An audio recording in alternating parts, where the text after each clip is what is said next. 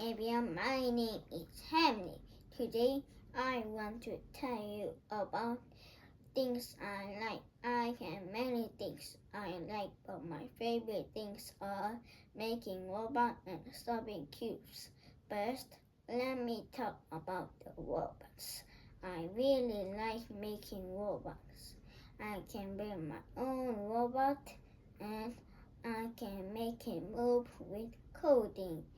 When the robot moves the way I want, I feel super happy. Sometimes it is a little hard to read or fix it, but I don't give up because when my robot finally moves, it feels so cool. I feel like I made something special all by myself. That's why I love making robots so much. Next, I want to tell you about cubes. I play with cubes almost every day. At first, all the colors are mixed up, but when I turn the cubes slowly, the colors are starting to match. When I finish it, I feel so proud and excited.